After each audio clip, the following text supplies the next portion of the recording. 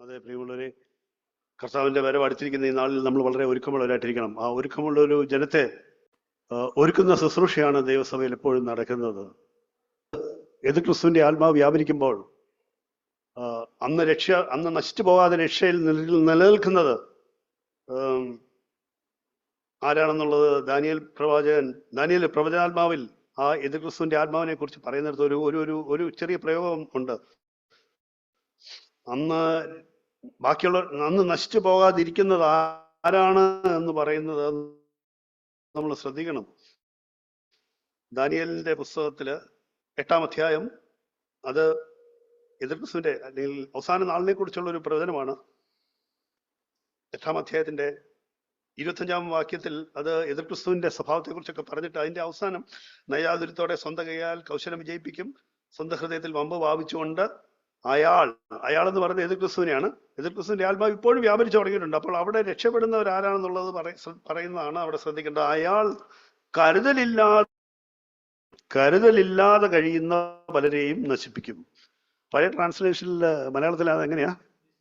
നിശ്ചിന്തയോടെ എന്നൊക്കെ പറഞ്ഞ ആർക്കും മനസ്സിലാവുമോ? നിശ്ചിന്തയോടെ എന്ന് പറഞ്ഞാൽ അതിന്റെ അർത്ഥം ഇതാണ്. ഈ ട്രാൻസ്ലേഷൻ ഞാൻ വായിച്ചതാണ്. കരുതലില്ലാതെ വളരെ അലസരായിട്ട് ഈസി ആയിട്ട് അങ്ങനെ ജീവിച്ചാൽ ഈ എതിർ ക്രിസ്തുവിന്റെ ആത്മാവ് വ്യാപരിക്കുന്ന ഈ അന്ത്യകാലത്ത് നാം നശിച്ചു പോകും, ചതിക്കപ്പെടാം. അതുകൊണ്ട് നമ്മൾ വളരെ ഗൗരവമുള്ളവരായി ഈ അന്ത്യകാലത്ത് ദൈവം മുമ്പാകെ ജീവിക്കുവാനായിട്ട് മനസ്സ് വയ്ക്കണം. അപ്പോൾ മാത്രമേ നമുക്ക് ഒരുക്കമുള്ളവരായിട്ട് കർത്താവിന്റെ വരവ് ഏത് സമയത്തെങ്കിലും നമുക്ക് പ്രശ്നമില്ല എന്നുള്ള ബോധ്യത്തോടെ ഒരുക്കമുള്ളവരായിട്ട് കർത്താവിന്റെ വരവിനായിട്ട് കാത്തിരിക്കുവാനായിട്ട് കഴിയുകയുള്ളൂ. കർത്താവിന്റെ വരവ് എങ്ങനെ ആയിരിക്കും എന്നുള്ളതിനെ കുറിച്ചൊക്കെ വളരെ വിശദമായിട്ട് പറയുന്ന ഒരു വേദഭാഗമാണല്ലോ 1 തെസ്സലോനിക്കർ 4-ാം അധ്യായം. അവിടെ ഇങ്ങനെ വളരെ വിശദമായിട്ട് പറയുന്നുണ്ട്. അത് നമ്മൾ സാധാരണ എല്ലാ മരണ വീട്ടിലും വായിക്കുന്ന ഭാഗമാണ്. സഹോദരന്മാരെ, നിങ്ങൾ പ്രത്യാശയില്ലാത്ത മനുഷ്യരെ പോലെ ദുഃഖിക്കാതിരിക്കേണ്ടതെന്ന് പറഞ്ഞ അങ്ങനെ കർത്താവിന്റെ വരവിനെ കുറിച്ച് അവിടെ ഇങ്ങനെ വർണ്ണിക്കുന്നുണ്ട്. കർത്താവ് താൻ ഗംഭീരനാഥത്തോടും പ്രധാന ദൂതന്റെ ശബ്ദത്തോടും കാഹള ധ്വനിയോടുകൂടെ വരുന്നു എന്നൊക്കെ പറഞ്ഞ് അന്ന് മരിച്ചവരുയർത്തെഴുന്നേൽക്കും. അതാണ് കർത്താവിന്റെ വരവിന്റെ ആ സാഹചര്യം. ആ വരവിന്റെ കർത്താവിന്റെ 2ാമത്തെ വരവിന്റെ ചിത്രമാണ് അവിടെ കൊടുത്തിരിക്കുന്നത്. പക്ഷെ അതല്ല നമുക്ക് വലിയ കാര്യം. അതാണോ കർത്താവിന്റെ വരവിനാണോ നമുക്ക് പ്രാധാന്യം? കർത്താവ് വരുമ്പോൾ നമ്മൾ എങ്ങനെ ആയിരിക്കുന്നു എന്നുള്ളതല്ലേ പ്രാധാന്യം. അവിടെ പറയുന്നു കർത്താവിന് വരുമ്പോൾ കർത്താവ് മരിച്ചവർ ജീവിച്ചിരിക്കുന്നവരും അവനോടുകൂടി എടുക്കപ്പെടും. ആ എടുക്കപ്പെടുന്നവരുടെ കൂട്ടത്തിൽ നമ്മൾ ഉണ്ടാകുമോ എന്നുള്ളതാണ് നമ്മളെ സംബന്ധിച്ചോളം പ്രാധാന്യമുള്ള കാര്യം എന്ന് നമ്മൾ ഓർക്കണം. അതുകൊണ്ട് 5-ാം അധ്യായത്തിലേക്ക് വരുമ്പോൾ അവിടെയാണ് നമുക്ക് ചില കാര്യങ്ങൾ പറയുന്നത്. 5-ാം അധ്യായത്തിലേക്ക് വരുമ്പോൾ അത് തുടങ്ങുന്നത്, സഹോദരന്മാരെ, കാലങ്ങളെയും സമയങ്ങളെയും കുറിച്ച് നിങ്ങളോട് പറയേണ്ട കാര്യമില്ല, നിങ്ങളോട് എഴുതേണ്ട കാര്യമില്ല എന്ന് പറഞ്ഞാൽ വിശ്വാസികളായവര് അവർക്കിപ്പോ എപ്പോ വന്നാലും ഒരു പ്രശ്നവുമില്ല എന്നാണ് അതിന്റെ അർത്ഥം. ഇവിടെ 5-ാം അധ്യായത്തിന്റെ 1 മുതൽ 11 വരെയുള്ള വാക്യത്തില് വിശ്വാസികളെ കുറിച്ചാണ് പറഞ്ഞത്. വിശ്വാസികളെ കുറിച്ച് പലതും പറഞ്ഞിട്ട് അവിശ്വാസികൾക്ക് എന്ത് സംഭവിക്കും എന്നുള്ളത് പറഞ്ഞിട്ട് അവിടെ ഉറപ്പിക്കുന്ന ഒരു കാര്യം, വിശ്വാസികളായ നമ്മളെ സംബന്ധിച്ചോളം കർത്താവിന്റെ വരവിന്റെ സമയം കൃത്യമായിട്ട് അറിയണം എന്നുള്ള ഒരു വിഷയമല്ല. അത് നമ്മളെ സംബന്ധിച്ചുള്ള ഒരു പ്രശ്നമല്ല. കാര്യം എന്താ? നമ്മളെപ്പോഴും ഒരുങ്ങിയിരിക്കുന്നു എന്നുള്ളതുകൊണ്ട് കർത്താവ് എപ്പോ വന്നാലും. അതുകൊണ്ടാണ് കാലങ്ങളെ കുറിച്ച് നിങ്ങൾ അറിയേണ്ട കാര്യമില്ല. നമ്മൾ വെളിച്ചത്തിന്റെ മക്കളാണ്. അവിടെ പറയുന്നുണ്ട് നമ്മൾ വെളിച്ചത്തിന്റെ മക്കളാണ്, നമ്മൾ വെളിച്ചത്തിനുള്ളവരാണ്. അതുകൊണ്ട് നമ്മൾ മറ്റുള്ളവരെ പോലെ അല്ല, നമ്മൾ വെളിച്ചത്തിനുള്ളവരായതുകൊണ്ട് നമ്മൾ എപ്പോഴും കർത്താവിന്റെ വരവിനായിട്ട് നമ്മളെ തന്നെ വിശുദ്ധീകരിച്ചുകൊണ്ട് കർത്താവിനായിട്ട് ഒരുങ്ങിയിരിക്കുന്നു എന്ന് പറയുന്നു. എന്നാൽ അത് കഴിഞ്ഞിട്ട് 12 മുതലുള്ള വാക്യത്തില് അവിടെയാണ് നമുക്ക് ചില പ്രാധാന്യം. അവിടെ അങ്ങനെ ഒരുങ്ങിയിരിക്കുന്നു എന്ന് പറഞ്ഞതിന് ശേഷം സഹോദരന്മാരെ എന്ന് പറഞ്ഞ അപ്പോസ്തലനായ പൗലോസ് 12 മുതൽ 22 വരെയുള്ള വാക്യത്തിൽ കുറെ കൽപ്പനകൾ പറഞ്ഞിരിക്കുന്നു. ആ കൽപ്പനകൾ പറഞ്ഞിട്ട് അതിന് ശേഷം 23-ാം വാക്യത്തിൽ പറയുന്നു, ഇതാണ് നിങ്ങളെ ശുദ്ധീകരിക്കാൻ പോകുന്നത്, സമാധാനത്തിന്റെ ദൈവം നിങ്ങൾ സമ്പൂർണ്ണമായി ശുദ്ധീകരിക്കട്ടെ. ഇതാണ് നിങ്ങളെ ആത്മാവും പ്രാണനും ദേഹവും നമ്മുടെ കർത്താവായ യേശു ക്രിസ്തുവിന്റെ പ്രത്യക്ഷതയിൽ തികച്ചും അനന്യരായി വെളിപ്പെടുവാൻ തക്കവണ്ണം നിങ്ങൾ പരിപാലിക്കപ്പെടട്ടെ. നിങ്ങളെ വിളിക്കുന്നവൻ വിശ്വസൻ, അവിടെ നിന്ന് അത് നിറവേറ്റും. അപ്പോൾ ഈ മേലിൽ കുറെ കൽപ്പനകൾ കൊടുത്തിട്ട് ആ കൽപ്പനകളെ അനുസരിക്കുമ്പോഴാണ് നിങ്ങൾ കർത്താവിന്റെ പ്രത്യക്ഷതയെങ്കിൽ നിങ്ങൾ തികഞ്ഞവരായി നിൽക്കാൻ പോകുന്നത് എന്നുള്ള ഒരു പ്രബോധനം അവിടെ നൽകുന്നു. പ്രിയമുള്ളവരെ, നമ്മൾ ഒരുക്കമുള്ളവരായിരിക്കണമെന്ന് പ്രാർത്ഥിക്കുമ്പോൾ നമ്മൾ ഒരുക്കമുള്ളവരാകണമെങ്കിൽ ഇന്ന് ഈ പകൽക്കാലം നമ്മുടെ ചിന്തിക്കാൻ നമുക്കിവിടെ പറഞ്ഞിരിക്കുന്ന കൽപ്പനകളിലേക്ക് വരാം. 13 കൽപ്പനകളുണ്ട് അവിടെ. 13 കൽപ്പനകളുണ്ട്. 13 കൽപ്പനകൾ എണ്ണിയെടുത്താൽ 13 കൽപ്പനകൾ നമുക്ക് അവിടെ കാണാം.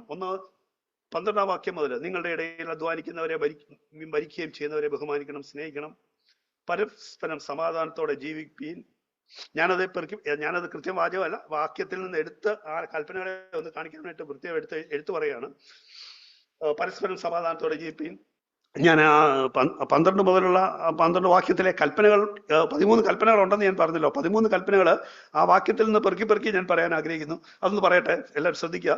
നിങ്ങൾ ആ വാക്യം നോക്കുമ്പോൾ, ആ വചനം നോക്കുമ്പോൾ അവിടെ അത് കാണാൻ പറ്റും. 1, നിങ്ങളുടെ ഇടയിൽ അധ്വാനിക്കുകയും ഭരിക്കുകയും ചെയ്യുന്നവരെ ബഹുമാനിക്കണം, സ്നേഹിക്കണം. 2, പരസ്പരം സമാധാനത്തോടെ ജീവിക്കുക. 3, അലസരെ ശാസിക്കുകയും. 4, ഉൾക്കരുത്തില്ലാത്തവരെ ബലപ്പെടുത്തുകയും ധൈര്യപ്പെടുത്തുകയും. 5, ബലഹീനരെ താങ്ങുകയും. 6, തിന്മയ്ക്ക് പകരം തിന്മ ചെയ്യാതിരിപ്പീൻ. 7, നിങ്ങൾ തമ്മിലും എല്ലാവരും എപ്പോഴും നന്മ ചെയ്തുകൊണ്ടിരിപ്പീൻ. 8, എപ്പോഴും സന്തോഷിപ്പീൻ. 9, എല്ലായ്പ്പോഴും പ്രാർത്ഥിപ്പീൻ. 10, എല്ലാറ്റിനും സ്തോത്രം ചെയ്യുവീൻ. 11, പ്രവചനത്തെ അലക്ഷ്യമാക്കരുത്. 12, സകലതും സശ്രദ്ധം പരിശോധിച്ച് നല്ലത് മുറുകെ പിടിക്കുക. എല്ലാം കൽപ്പനകളാണ്. എല്ലാവിധ ദോഷവും വിട്ടകലുക. 13 കൽപ്പനകൾ നമ്മളിവിടെ കാണുന്നു. പ്രിയമുള്ളവർ, ഈ കൽപ്പനകളായിട്ട് നമ്മളതിനെ കാണുന്നുണ്ടോ? നമ്മുടെ വിചാരം കൽപ്പനകൾ എന്ന് പറഞ്ഞാൽ 10 കൽപ്പനകൾ മാത്രമേ ഉള്ളതാണോ? അല്ല. ദൈവവചനത്തിലുള്ള എല്ലാം ഇത്തരത്തിൽ ചെയ്യുവീൻ എന്ന് പറയുന്നിരിക്കുന്ന എല്ലാം കൽപ്പനകളാണ്. അങ്ങനെ പറയുന്നതെല്ലാം കൽപ്പനകളാണ്. അങ്ങനെ നമ്മൾ കാണുന്നുണ്ടോ? നമ്മുടെ മനസ്സിലേക്ക് ആ ചിത്രം വരണം. ആ ഒരു ബോധ്യം ഉണ്ടാകണം. എന്താണ് നിത്യതയോടുള്ള ബന്ധത്തിൽ നിത്യജീവൻ പ്രാപിക്കണമെങ്കിൽ കൽപ്പനകളെ അനുസരിക്കണമെന്ന് ധനവാനായ ചെറുപ്പക്കാരൻ കർത്താവിന്റെ അടുക്കൽ വന്നപ്പോൾ കർത്താവ് പറഞ്ഞു, നീ ജീവൻ പ്രാപിക്കണമെങ്കിൽ, എല്ലാവർക്കും അറിയാലോ വേദഭാവം, മത്തായിയുടെ സുവിശേഷം 10-ാം അധ്യായത്തിന്റെ 17-ാം വാക്യം, ജീവനിലേക്ക് കടക്കാൻ നീ ആഗ്രഹിക്കുന്നുവെങ്കിൽ കൽപ്പനകളെ അനുസരിക്കുക. കർത്താവ് ഇത് പറഞ്ഞപ്പോൾ 10 കൽപ്പനകളാണ്. അവൻ പറഞ്ഞു അതെല്ലാം അനുസരിക്കുന്നുണ്ട്. നമ്മളിന്ന് പുതിയ നിയമവിശ്വാസികളെ നമ്മളെ സംബന്ധിച്ചോളം പ്രിയമുള്ളവരെ, കൽപ്പനകളെ അനുസരിക്കുക എന്ന് പറയുമ്പോൾ അത് കേവലം 10 കൽപ്പനകളല്ല, ന്യായപ്രമാണത്തിലെ കൽപ്പനകൾ മാത്രമല്ല. ഇന്ന് ദൈവവചനത്തിൽ ദൈവവചനം വെളിപ്പെടുത്തി തരുന്ന, നമുക്ക് ദൈവവചനം കൽപ്പനയായിട്ട് പറയുന്ന എല്ലാ കാര്യങ്ങളും നമുക്ക് അനുസരിക്കാനുള്ള കൽപ്പനകളാണ് നമ്മൾ ഓർക്കണം. അപ്പോസ്തലനായ പൗലോസ് തിമോഥെയോസിനോട് പറയുന്നുണ്ട്. അത് നമ്മൾ ഈ കർത്താവിന്റെ വരവിനോടുള്ള ബന്ധത്തിൽ തന്നെ നമുക്ക് ആ വാക്യം കാണാൻ പറ്റും. എങ്ങനെയാണ് അപ്പോസ്തലനായ പൗലോസ് തിമോഥെയോസിന് എഴുതുമ്പോൾ 1 തീമോഥെയോസ് 6-ാം അധ്യായത്തിൽ പറയുന്നു, നമ്മുടെ കർത്താവായ യേശുക്രിസ്തുവിന്റെ പ്രത്യക്ഷത വരെ ഈ കൽപ്പനകൾ നിഷ്കളങ്കമായും നിരാക്ഷേപമായും പ്രമാണിച്ചു കൊള്ളണമെന്ന്. അതെ, അപ്പോസ്തലനായ പൗലോസ് തിമോഥെയോസിന് പറയുന്ന ഈ കർത്താവിന്റെ പ്രത്യക്ഷത വരെ എല്ലാ കൽപ്പനകളും. തിമോഥെയോസിന്റെ പൗലോസ് അപ്പോസ്തലൻ പറയുമ്പോഴത്തേക്ക് തീർച്ചയായിട്ടും 10 കൽപ്പനകളെ കുറിച്ചല്ല. തുറന്ന് പറഞ്ഞിരിക്കുന്ന എല്ലാ ദൈവിക ആലോചനകളും, ദൈവിക പ്രമാണം, ദൈവത്തിന്റെ വചനം വെളിപ്പെടുത്തി തരുന്ന എല്ലാ പ്രമാണങ്ങളും നാം അനുസരിക്കാനുള്ളതാണെന്നുള്ളത് നമ്മൾ തിരിച്ചറിയണം. പ്രിയമുള്ളവരെ, ഇവിടെ ഈ പറഞ്ഞ 13 കാര്യങ്ങളിൽ ഏറ്റവും ഗൗരവമുള്ള ഒരു 5-6 കാര്യങ്ങൾ എടുത്ത് കുറച്ചുകൂടെ വിശദമായിട്ട് ചിന്തിക്കുവാനായിട്ട് ഈ പകൽക്കാലം ആഗ്രഹിക്കുന്നു. നമ്മൾ ഒരുക്കമുള്ളവരാണ് എന്നുള്ളത് പരിശോധിക്കണം. നമ്മൾ ഒരുക്കമുള്ളവരാണെന്ന് പരിശോധിക്കുവാൻ ഇവിടെ പറഞ്ഞിരിക്കുന്ന ചില കൽപ്പനകളെ നമ്മൾ ഗൗരവത്തോടെ എടുത്ത് നമ്മളെ തന്നെ ഒന്ന് ശോധന ചെയ്യണം, പരിശോധിക്കണം. കൽപ്പനകളെങ്കിലും ഇരുന്നാൽ മതിയോ? കൽപ്പനകളെ അനുസരിച്ചാൽ മാത്രമേ നിത്യജീവനേക്ക് നമ്മൾ കടക്കുകയുള്ളൂ എന്നുള്ള ദൈവവചനം നമ്മൾ വിശ്വസിക്കണം. ദൈവവചനം നമുക്ക് വെറുതെ ഒരു അറിവിന്റെ തലത്തിലേക്കല്ല നമ്മൾ ദൈവവചനത്തെ സ്വീകരിക്കേണ്ടത്, നമ്മളുടെ അനുസരണത്തിന്റെ തലത്തിലേക്ക്. അല്ലെങ്കിൽ അത് നമ്മുടെ ജീവിതത്തിൽ അത് അനുഭവമായി തീരുന്നില്ല എങ്കിൽ ഒരു പ്രയോജനമില്ല. കൽപ്പനകളെ അനുസരിക്കുന്നില്ല എങ്കിൽ നാം നിത്യജീവൻ പ്രാപിക്കുകയില്ല എന്നുള്ള കർത്താവിന്റെ വാക്കുകളെ നമ്മൾ ഓർക്കാം. അതുകൊണ്ട് നമുക്ക് ഇതിന്റെ ചില കാര്യങ്ങൾ എൻ്റെ ഹൃദയത്തിൽ അത് കൂടുതൽ ഗൗരവമുള്ളതായി കണ്ടത് ഞാൻ ഒന്ന് വീണ്ടും എടുത്തു പറയട്ടെ. ഒരു 4-5 എണ്ണം ഞാൻ അതിനകത്തുനിന്ന് എടുത്തു പറയാനായിട്ട് ആഗ്രഹിക്കുന്നു. ഒന്നാമത്തേത്, നമ്മൾ സാധാരണ സഭയിലൊന്നും പറയത്തില്ല, നിങ്ങളെ നടത്തുന്നവരെ ബഹുമാനിക്കണം, സ്നേഹിക്കണം എന്നൊക്കെ നമ്മളിങ്ങനെ സഭയിൽ നിന്ന് പഠിപ്പിക്കാറില്ല. നമ്മളതങ്ങനെ ഞങ്ങളെല്ലാവരും, അല്ലെങ്കിൽ ഈ സഭയെ നയിക്കുന്നവരെ നിങ്ങളെല്ലാവരും ബഹുമാനിക്കണം, സ്നേഹിച്ചാൽ മതി. സ്നേഹിക്കണമെന്നും കൂടെ ഉണ്ട് അതിനകത്ത്. സ്നേഹിക്കുകയും ബഹുമാനിക്കുകയും ചെയ്യണമെന്ന് ഒരു കൽപ്പന ഉണ്ട് സഹോദരന്മാരെ, അതുണ്ട്, അവിടെ ഉണ്ട്, ഒരു കൽപ്പന ഉള്ളതാ. സ്നേഹിക്കുകയും ബഹുമാനിക്കുകയും ചെയ്യണം. അത് നമ്മൾ വലിയ ഊന്നലൊന്നും കൊടുത്ത് പറയാറില്ല. അത് പറയുമ്പോഴത്തേക്ക് നമ്മളിങ്ങനെ അധികാരം ആഗ്രഹിക്കുന്നവരാണോ എന്നുള്ളൊരു തെറ്റിദ്ധാരണ ഉണ്ടാകുന്നുണ്ട്. അത് നമ്മൾ വലിയ ഗൗരവത്തിൽ പറയുന്നു. പക്ഷെ എല്ലാ വചനങ്ങളും, എല്ലാ കൽപ്പനകളും ഗൗരവമുള്ളത് തന്നെയാണ്. പക്ഷെ എന്നാൽ ഞാൻ മറ്റു ചിലത് കുറച്ചുകൂടി ഗൗരവമുള്ളതിനെ കാണിക്കാൻ ആഗ്രഹിക്കുന്നു. രണ്ടാമത് പറഞ്ഞിരിക്കുന്നത് ഗൗരവമുള്ളതാണ്. പരസ്പരം സമാധാനത്തിൽ ജീവിക്കുകയും. പരസ്പരം സമാധാനത്തിൽ ജീവിക്കുകയും, ഇത് വളരെ പ്രധാനപ്പെട്ട ഒരു കൽപ്പനയാണ്.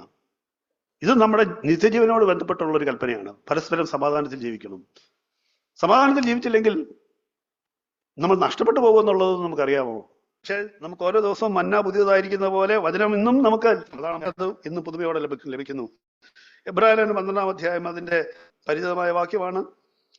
ഈ വചനം പറയുന്നതിന് എന്നിട്ട് അതിന്റെ താഴെ എന്താ, വിശദീകരണം കൂടാതെ ആരും കർത്താവിനെ കാണുകയില്ല. അപ്പോൾ നമ്മളെ നിത്യതയോടുള്ള ബന്ധത്തിൽ പ്രധാനപ്പെട്ട കാര്യമാണ് എല്ലാ പരസ്പരം സമാധാനത്തിൽ കഴിയുമെന്ന് പറയുന്നത്. അപ്പോൾ നമ്മൾ പരസ്പരം സമാധാനത്തിൽ കഴിയുന്നില്ലെങ്കിൽ കർത്താവ് വരും, നമ്മള് കർത്താവിനെ കാണുകയില്ല. കർത്താവ് വരും. പണ്ട് ആരോടോ പറയുന്ന പോലെ, പണ്ട് ഏതോ ഞാൻ ചർച്ച വന്ന സമയത്ത് ആരോ ഒരു സഹോദരൻ ഇങ്ങനെ ഒരു തമാശ പോലെ ഒരു കഥ പറഞ്ഞ്, കർത്താവ് വരും, സഭ എടുക്കപ്പെടും, CFC ചർച്ചകൾ വീണ്ടും കൂടിക്കൊണ്ടിരിക്കും. മനസ്സിലായോ അതിന്റെ അർത്ഥം? അതിന്റെ അർത്ഥം മനസ്സിലായോ? കർത്താവ് വരും, സഭ എടുക്കപ്പെട്ടു, വീണ്ടും സഭായോഗങ്ങൾ കൂടിക്കൊണ്ടിരിക്കുന്നു എന്ന് പറഞ്ഞാൽ അതിന്റെ അർത്ഥം കർത്താവ് വന്നു നമ്മൾ ആ കൂട്ടത്തിൽ ഉണ്ടായിരുന്നില്ല എന്നുള്ളതാണ് അതിന്റെ അർത്ഥം. പക്ഷെ അതുകൊണ്ടാണ് പ്രിയമുള്ളവരെ, നമ്മൾ കർത്താവിന്റെ വരവിനായിട്ട് കാത്തിരിക്കുന്നു എന്ന് പറയുമ്പോൾ അവനെ കാണണം, അവനോടുകൂടി ആയിരിക്കണം, അവനോട് എടുക്കപ്പെടണം എന്നുള്ള പ്രത്യാശയോടെ ആഗ്രഹത്തോടെ കൂടിയാണെങ്കിൽ വളരെ പ്രധാനപ്പെട്ട ഒരു കൽപ്പനയാണ് സമാധാനത്തിൽ എപ്പോഴും ആയിരിക്കുക എന്നുള്ളത്. നമ്മുടെ ജീവിതത്തിലെ വ്യത്യസ്തമായ സാഹചര്യങ്ങളോടെ കടന്നു പോകുമ്പോൾ, പലരുമായിട്ട് നമ്മൾ ഇടപെടുമ്പോൾ, പല സാഹചര്യങ്ങളിലൂടെ നമ്മൾ ഏർപ്പെടുമ്പോഴൊക്കെയും നമുക്ക് സമാധാനം നഷ്ടപ്പെടുന്ന സാഹചര്യങ്ങൾ ഉണ്ടാകാം, ഇല്ലേ? എങ്ങനെയാണ് സമാധാനം? മറ്റൊരാളുമായിട്ട് പരസ്പരം സമാധാനത്തിൽ കഴിയുമെന്ന് പറയുമ്പോൾ നമ്മളായിട്ട് ഇടപെടുന്ന ആളുകളുടെ സംസാരം, അല്ലെങ്കിൽ അവരുടെ പെരുമാറ്റം, അവരുടെ നമ്മളോടുള്ള ഇതൊക്കെ നമ്മളെ അസ്വസ്ഥപ്പെടുത്തും, നമുക്ക് സമാധാനം നഷ്ടപ്പെടും. കൽപ്പന എന്താണ്? ദൈവവചനത്തിന്റെ അടിസ്ഥാനത്തിൽ ദൈവവചനം ഭരിക്കുമ്പോൾ, ദൈവവചനം നമ്മുടെ ഉള്ളിൽ നമ്മളെ അത് ജീവനായി നടത്തുമ്പോൾ നമുക്ക് സമാധാനത്തിൽ കഴിയാൻ പറ്റും. എങ്ങനെ? നമുക്ക് ഇങ്ങനെ ഒരു വിചാരം ഉണ്ടെങ്കിൽ, ദൈവഭക്തനായിട്ടുള്ള പഴയ നിയമഭക്തനായ ദാവീദിനെ ഒരാൾ ചീത്ത പറഞ്ഞപ്പോഴത്തേക്ക് ദാവീദ് എന്താ പറഞ്ഞതെന്ന് അറിയാവോ? ആ വേദഭാഗം അറിയാവില്ല, പലർക്കും അറിയായിരിക്കും. ഷിമയി എന്ന് പറഞ്ഞ ഒരു മനുഷ്യൻ വന്ന് ദാവീദിനെ ചീത്ത പറഞ്ഞു. ഷിമയി എന്ന് പറഞ്ഞ മനുഷ്യൻ വന്ന് ദാവീദിനെ ചീത്ത പറഞ്ഞപ്പോഴത്തേക്ക് ദാവീദിന്റെ മറുപടിയാണ് നമ്മൾ ശ്രദ്ധിക്കേണ്ടത്. പഴയ നിയമ വിശുദ്ധനായിരുന്ന ദാവീദിന്റെ ആ മറുപടി 2 ശമൂവേൽ അതിന്റെ 16-ാം അധ്യായം അതിന്റെ 10-ാം വാക്യം, സെരൂയയുടെ പുത്രന്മാരെ, എനിക്ക് നിങ്ങൾക്കും ഇതിലെന്ത് കാര്യം? അവൻ ശപിക്കട്ടെ, ദാവീദിനെ ശപിക്കുക എന്ന് യഹോവ അവനോട് കൽപ്പിച്ചിരിക്കുന്നു, പിന്നെ ഇത് ചെയ്യുന്നത് എന്തെന്ന് ചോദിക്കുവാൻ പിന്നെ ആർക്കാണ് അധികം അവകാശം? ഇതാണ് ഈ പഴയ നിയമ വിശുദ്ധനായിട്ടുള്ള ദാവീദിന് ആ ചിന്തയുണ്ട്. എന്താണ് ഇത് പറയാനായിട്ട് ദൈവം അവനെ ഏൽപ്പിച്ചിരിക്കുന്നു, പിന്നെ എന്നെ അത് പറഞ്ഞുകൊണ്ട് എന്താ പ്രശ്നം? ആ ഒരു മനോഭാവം നമുക്ക് ഓരോ സാഹചര്യത്തിലും ഉണ്ടാവുമോ? നമ്മളോട് ആരെങ്കിലും മോശമായി പെരുമാറുമ്പോൾ ഇത് ദൈവം ഒരുക്കിയതാണ്, പരമാധികാരിയായ ദൈവത്തിന്റെ ഒരു പദ്ധതി ഇതിന്റെ പുറകിൽ ഉണ്ട്. ദൈവം അനുവദിക്കാതെ ആരും എനിക്കെതിരെ ഒരു വാക്ക് സംസാരിക്കത്തില്ല, അല്ലെങ്കിൽ ഒരു സാഹചര്യം എനിക്കെതിരെ ഉണ്ടാകുകയില്ല എന്നുള്ള ചിന്തിക്കാൻ നമുക്ക് കഴിയുമോ? പിതാവ് ഒരുക്കിയിട്ടല്ലാതെ ഒരു സാഹചര്യവും എൻ്റെ ജീവിതത്തിൽ ഉണ്ടാകുന്നില്ല എന്നുള്ള ഉറപ്പ് നമുക്കുണ്ടെങ്കിൽ നമുക്ക് സമാധാനമായിട്ടിരിക്കാൻ പറ്റും. നമ്മുടെ മാതൃക ദാവീദല്ല. ദാവീദ് ഈ ഇങ്ങനെ പറഞ്ഞെങ്കിലും ഉണ്ടല്ലോ, പിന്നീട് ദാവീദിന്റെ സ്വഭാവത്തിൽ അത് മാറിയിട്ടില്ലായിരുന്നു. ദാവീദ് പിന്നെ പറയുന്നുണ്ട്, ഇവനെ വിടരുതെന്ന് മോനോട് പറയുന്നുണ്ട്. അത് നമുക്ക് എടുക്കണം. നമ്മുടെ മാതൃക ആരാണ്? നമ്മുടെ മാതൃക കർത്താവായ യേശുക്രിസ്തുവാണ്. യോഹന്നാന്റെ സുവിശേഷത്തിൽ നമുക്ക് ആകെ കാണാം കർത്താവ് ഒരു സാഹചര്യത്തിൽ എന്താ ചെയ്തതെന്നുള്ളത്. കർത്താവിനെ പിടിക്കാൻ വന്നവരോട് കർത്താവ് എന്താ തന്നെ പിടിക്കാൻ വന്ന പടയാളികളോട് പത്രോസ് പെട്ടെന്ന് തന്നെ വാളെടുത്ത് വെട്ടിക്കഴിഞ്ഞപ്പോൾ കർത്താവ് പറഞ്ഞൊരു വാക്കുണ്ട്. അതാണ് നമ്മൾ ചിന്തിക്കേണ്ടത്. പുതിയ നിയമ വിശ്വാസികളെ നമ്മളെ സംബന്ധിച്ചോളം നമ്മൾ മനസ്സിൽ എപ്പോഴും ഓർക്കേണ്ട ഒരു കാര്യം, ഏത് സാഹചര്യത്തിൽ നമ്മുടെ സമാധാനം നഷ്ടപ്പെടാതിരിക്കണമെങ്കിൽ നമ്മുടെ മനസ്സിലേക്ക് ആ ഒരു വാക്യം തറഞ്ഞിരിക്കണം. എന്താണ്? പിതാവ് എനിക്ക് തന്ന പാനപാത്രം ഞാൻ കുടിക്കേണ്ടതല്ലയോ? പിതാവ് ഒരുക്കിയിട്ടല്ലാതെ ഒരു സാഹചര്യവും നമ്മുടെ ആരുടെയും ജീവിതത്തിൽ ഉണ്ടാകുന്നില്ല. കർത്താവ് പത്രോസിനോട് പറഞ്ഞു, വാളുറയിലിടുക, പിതാവ് എനിക്ക് തന്ന പാനപാത്രം ഞാൻ കുടിക്കേണ്ടതല്ലേ? പിതാവ് എനിക്ക് തന്ന പാനപാത്രമാണത് എന്ന് നമ്മുടെ ജീവിതത്തിൽ ഉണ്ടാകുന്ന ഏത് എതിരായിട്ട് വരുന്ന സാഹചര്യവും സമാധാനം നഷ്ടപ്പെടാതിരിക്കണമെങ്കിൽ ഈ ഒരു ചിന്ത ഉണ്ടായാൽ മതി. പിതാവ് ഒരുക്കിയതാണ് ആ സാഹചര്യം എന്ന് ചിന്തിച്ചാൽ നമുക്ക് ഒരിക്കലും അസ്വസ്ഥത ഉണ്ടാകത്തില്ല, സമാധാനം നമ്മുടെ ഉള്ളിൽ വാഴും. കർത്താവ് വീണ്ടും യോഹന്നാൻ സുവിശേഷത്തിൽ നമുക്ക് മറ്റൊരു സ്ഥലവും കാണും. പീലാത്തോസിനോട് പറയുന്നുണ്ട്, ഉയരത്തിൽ നിന്ന് നിനക്ക് നൽകിയിട്ടില്ലെങ്കിൽ നിനക്കൊരു അധികാരവുമില്ല. അതെ, നമുക്കൊരു കാര്യം പറയാം, നമ്മുടെ മേലൊരു അധികാരം വന്നു, ഒരു അധികാരി വന്ന് നമ്മളെ ഭാരപ്പെടുത്തുന്നെങ്കിൽ നമ്മുടെ മനസ്സിൽ ആ ചിന്ത വരണം, ഉയരത്തിൽ നിന്ന് ദൈവം കൊടുത്തിട്ടല്ലാതെ ഒരു അധികാരവും നമ്മുടെ മേൽ വരുന്നില്ല, ആരും നമ്മുടെ മേൽ ഭാരം വെക്കത്തില്ല, ആരും നമ്മളെ കഷ്ടപ്പെടുത്തത്തില്ല. എന്ത് സാഹചര്യം ഉണ്ടായാലും പിതാവ് ഒരുക്കിയതാണ്. പരമാധികാരിയായ പിതാവ് ഒരുക്കിയിട്ടുള്ള ഒരു ചിത്രം നമ്മുടെ മനസ്സിൽ വരണം. അതിലാണ് നമ്മൾ വിശ്വസിക്കുകയാണെങ്കിൽ നമുക്ക് സ്വസ്ഥതയോടെയും സമാധാനത്തോടെ ഇരിക്കാൻ കഴിയും. പ്രിയമുള്ളവരെ, സമാധാനത്തിലായിരിക്കുക എന്നുള്ളത് ഗൗരവത്തോടെ എടുക്കാം. കൽപ്പനയെ നമുക്ക് ഗൗരവത്തോടെ എടുക്കാം. നമുക്ക് വീണ്ടും രണ്ടാമത് ഞാൻ പറഞ്ഞ കാര്യം, എന്താണ്? എപ്പോഴും സന്തോഷിപ്പീൻ. ആ മൂന്ന് കാര്യങ്ങൾക്ക് ഒരു പ്രത്യേകതയുണ്ട്. അവിടെ തെസ്സലോനിക്ക ലേഖനത്തിൽ വായിച്ചപ്പോഴത്തേക്ക് അവിടെ മൂന്ന് കാര്യം വായിച്ചു. ആ മൂന്ന് കാര്യത്തെക്കുറിച്ച് അവിടെ തെസ്സലോനിക്ക ലേഖനത്തിൽ തന്നെ പറയുമ്പോൾ നമ്മൾ ഇങ്ങനെ 13 കൽപ്പന ഉണ്ടെന്ന് പറഞ്ഞാലും ആ മൂന്ന് കാര്യം പറയുമ്പോഴത്തേക്ക് അവിടെ അപ്പോസ്തലൻ ഒരു വിശേഷണം കൂടെ അതിന് കൊടുത്തിട്ടുണ്ട്. അതെന്താണ്? അതുകൊണ്ട് അതിന് കുറച്ച് ഗൗരവമുണ്ട്. അത് മൂന്നും എപ്പോഴും സന്തോഷിപ്പീൻ, എല്ലായ്പ്പോഴും പ്രാർത്ഥിപ്പീൻ, എല്ലാറ്റിനും സ്തോത്രം ചെയ്യും. എന്നിട്ട് ഒരു കാര്യം കൂടെ പറഞ്ഞിരിക്കുന്നത് അതിൻ്റെ കൂടെ എന്താണ്? ഇതാകുന്നു ക്രിസ്തുവേശുവിൽ നിങ്ങളെ കുറിച്ചുള്ള ദൈവ ഇഷ്ടം. അപ്പൊ അങ്ങനെ പറയുമ്പോൾ ദൈവത്തിന്റെ ഇഷ്ടം നമ്മളെക്കുറിച്ചുള്ള ദൈവത്തിന്റെ ഇഷ്ടമാണ് ഈ മൂന്ന് കാര്യങ്ങൾ എന്നുള്ളത് എടുത്തു പറഞ്ഞിരിക്കുന്നുണ്ട്. ആ കൽപ്പനകൾക്ക് ആ മൂന്ന് കാര്യത്തിന് കുറച്ച് പ്രാധാന്യം ഉണ്ടെന്ന് നമുക്ക് വിശ്വസിക്കാം, നിശ്ചയിക്കാം, അല്ലെ? നമുക്ക് മനസ്സിലാക്കാം അങ്ങനെ ഈ മൂന്ന് കാര്യങ്ങൾക്ക് കുറച്ചുകൂടെ പ്രാധാന്യമുണ്ട്. എപ്പോഴും സന്തോഷിപ്പീൻ. എന്താണ് എപ്പോഴും സന്തോഷിക്കുക എന്ന് പറഞ്ഞാൽ അതിന്റെ അർത്ഥം? എപ്പോഴും സന്തോഷിക്കുക എന്ന് പറഞ്ഞാൽ അതിന്റെ അർത്ഥം എന്താണ്? എപ്പോഴും ചിരിച്ചുകൊണ്ട് നടക്കണമെന്നാണോ? അല്ല, എപ്പോഴും അതല്ല. നമുക്കറിയാം എപ്പോഴും സന്തോഷിക്കുക എന്ന് പറഞ്ഞാൽ എന്താണ്. അല്ലെങ്കിൽ സന്തോഷത്തിന്റെ ഓപ്പോസിറ്റ് എന്താ? ദുഃഖം. അപ്പൊ തിരിച്ചു പറഞ്ഞാലോ? എപ്പോഴും സന്തോഷിപ്പീൻ എന്നുള്ളതിന് തിരിച്ചു പറഞ്ഞാൽ ഒരിക്കലും ദുഃഖിക്കാതിരിപ്പീൻ എന്ന് വേണേലും അങ്ങനെ വേണേലും പറയാം, അല്ലെ? ഒരു സാഹചര്യത്തിലും ദുഃഖിക്കാതിരിപ്പീൻ. അല്ലെ, എപ്പോഴും സന്തോഷിപ്പീൻ എന്ന് പറഞ്ഞാൽ ഏത് സാഹചര്യം വന്നാലും നമുക്കൊരു പ്രശ്നവുമില്ല, എപ്പോഴും സന്തോഷത്തോടെ ഉള്ളിൻ്റെ ഉള്ളിൽ അനുഭവിക്കുന്ന ഒരു ആനന്ദം, ഉള്ളിൻ്റെ ഉള്ളിൽ അനുഭവിക്കുന്ന ഒരു സന്തോഷത്തിന്റെ ഒരു അനുഭവം അത് നമുക്ക് എപ്പോഴും ഉണ്ടോ എന്നുള്ളതാണ് എപ്പോഴും സന്തോഷിപ്പീൻ എന്ന് പറയുമ്പോൾ. അതെങ്ങനെയാണ് നമുക്ക് ലഭിക്കുന്നത്? ഒരു പഴയ നിയമ വിശ്വാസികളെ സംബന്ധിച്ചോളം നമ്മൾ പഴയ നിയമത്തിൽ പല വാക്യങ്ങൾ കാണാം. അവിടെ ഞാൻ ആ വാക്യങ്ങൾ എടുക്കുന്നില്ല. നമുക്ക് അവിടെ പലയിടങ്ങളും സങ്കീർത്തനത്തിലൊക്കെ പല സ്ഥലത്ത് കാണാം, ഞാൻ രക്ഷയിൽ ആനന്ദിക്കുന്നു എന്ന് ദാവീദ് ആവർത്തിച്ച് രക്ഷയിൽ ആനന്ദിക്കുന്നു. പിന്നെ വേറെ സ്ഥലത്ത് നമുക്ക് കാണും, ദൈവമേ നിന്റെ നന്മയിൽ നന്മയിൽ ഞങ്ങൾ ആഹ്ലാദിക്കുന്നു എന്ന് പറയുന്ന വാക്യം പഴയ നിയമത്തിൽ കാണാം. പിന്നെ ദൈവത്തിന്റെ കരുണയിൽ ഞങ്ങൾ സന്തോഷിക്കുന്നു എന്ന് പറയുന്ന വാക്യം നമുക്ക് കാണാം. അങ്ങനെ പഴയ നിയമത്തിൽ അതുപോലെ പല സ്ഥലവും നമുക്ക് ലഭിക്കുന്ന കാര്യങ്ങളെ കുറിച്ച് ഓർത്ത്, നമുക്ക് ലഭിക്കുന്ന നന്മകളെ കുറിച്ച് ഓർത്ത് ദൈവത്തിൽ സന്തോഷിക്കുന്നു എന്ന് പറയാം. അത് ഈ ലോകത്തിന്റെ ഒരു രീതി എന്നല്ലേ ഉള്ളൂ, അല്ലേ? ലോകത്തിലെ ആളുകളും അങ്ങനെയാണ്. നല്ല കാര്യങ്ങളെല്ലാം കിട്ടുമ്പോൾ, ആഗ്രഹിക്കുന്നതെല്ലാം കിട്ടുമ്പോൾ ആർക്കാ സന്തോഷമില്ലാത്ത? എല്ലാവർക്കും സന്തോഷമാണ്. നല്ല കാര്യങ്ങൾ നമ്മൾ വിചാരിക്കുന്ന പോലെ എല്ലാ കാര്യങ്ങളും നടക്കുകയാണെങ്കിൽ നമുക്ക് എപ്പോഴും സന്തോഷമായിരിക്കും. നമ്മൾ ആഗ്രഹിക്കുന്ന പോലെ തന്നെ, നമ്മൾ വിചാരിക്കുന്ന പോലെ എല്ലാം കൃത്യമായിട്ട് നടക്കുന്നെങ്കിൽ നമുക്ക് വലിയ സന്തോഷമാണ്. അത് ലോകത്തിന്റെ രീതിയാണ്. പഴയ നിയമവിശ്വാസികൾക്ക് അങ്ങനെയായിരുന്നു എന്ന് നമുക്ക് വേണേൽ പറയാം. എന്നാൽ പുതിയ നിയമവിശ്വാസികളെ നമ്മളെ സംബന്ധിച്ചോളം നമ്മുടെ സന്തോഷം നമുക്ക് എന്തെങ്കിലും കിട്ടുന്നതിന്റെ അടിസ്ഥാനത്തിലാണോ, എന്തെങ്കിലും കിട്ടിയിട്ടാണോ നമ്മുടെ സന്തോഷം? ഈ ചോദ്യം ഒരു ആത്മീയ ചോദ്യമായതുകൊണ്ട് എല്ലാവർക്കും ഉത്തരം പറയാൻ അറിയാം. അല്ല, ഞങ്ങളുടെ സന്തോഷം അതല്ല, എന്തെങ്കിലും കിട്ടിയിട്ടല്ല എന്ന് ഇപ്പോൾ നമ്മുടെ മനസ്സിൽ ഇപ്പോൾ പറയും. സത്യത്തിലൊന്ന് ചിന്തിച്ചു നോക്കുക, ഒന്ന് ആത്മപരിശോധന നടത്തണം. നമ്മൾ സന്തോഷിക്കുന്നത് നമുക്ക് എന്തെങ്കിലും കിട്ടുമ്പോഴാണോ, ആണോ? ഓരോരുത്തരും ഇപ്പോൾ നമ്മൾ പരിശോധിക്കുക, ഒരു ആത്മപരിശോധന നടത്തുക. നമ്മൾ ഈ കൽപ്പനയുടെ മുമ്പിൽ നിന്നാണ് കർത്താവിന്റെ വചനം പറയുന്നു എപ്പോഴും സന്തോഷിപ്പീൻ. ഈ കൽപ്പനയുടെ മുമ്പിൽ നിന്നാണ് നമുക്കൊന്ന് പരിശോധിക്കണം. നമ്മൾ സന്തോഷിക്കുന്നത് നമ്മൾക്ക് ലഭിക്കുന്ന നന്മകളുടെ മുമ്പിൽ മാത്രമാണോ, അതോ എപ്പോഴും സന്തോഷിക്കുന്നുണ്ടോ? ഏത് സാഹചര്യത്തിലും നമുക്ക് സന്തോഷം അനുഭവിക്കാൻ പറ്റുന്നുണ്ടോ? പുതിയ നിയമവിശ്വാസിയുടെ സന്തോഷം എന്തെങ്കിലും കിട്ടുന്നതിലല്ല എന്നുള്ള തിരിച്ചറിവുണ്ടെങ്കിൽ നമുക്ക് മനസ്സിലാവും, അത് ആ കായിന് ഉത്തരം മനസ്സിലാവും. അപ്പൊ ഞാൻ ചോദിക്കാം, എന്താണ് പുതിയ നിയമവിശ്വാസിയുടെ സന്തോഷത്തിന്റെ അടിസ്ഥാനം? എന്താ? ദൈവവചനത്തിന്റെ അടിസ്ഥാനത്തിൽ പറയാം. എന്താണ് ഒരു പുതിയ നിയമവിശ്വാസിക്ക് സന്തോഷം എന്തിൽ നിന്ന് വരുന്നു? ഒരു വാക്യം റോമാലേഖനത്തിലുണ്ട്. റോമാലേഖനം 15-ാം അധ്യായം അതിന്റെ 12-ാം അധ്യായം അതിന്റെ 12-ാം വാക്യം. പുതിയ നിയമവിശ്വാസിയുടെ സന്തോഷത്തിന്റെ ഒരു അടിസ്ഥാനോടെ ആ വാക്യത്തിലുണ്ട്. റോമാലേഖനം 12-ൽ പറയുന്നു, പ്രത്യാശയിൽ സന്തോഷിക്കുന്നു. എന്റെ ട്രാൻസ്ലേഷനിൽ അങ്ങനെയാണ്, പഴയതിലും അങ്ങനെ തന്നെയല്ലേ? ആശയിൽ സന്തോഷിക്കുന്നു. എന്റെ ട്രാൻസ്ലേഷൻ പ്രത്യാശയിൽ സന്തോഷിപ്പീൻ എന്നാണ്. അപ്പോൾ പുതിയ നിയമവിശ്വാസിയുടെ സന്തോഷം എവിടെയാണ്?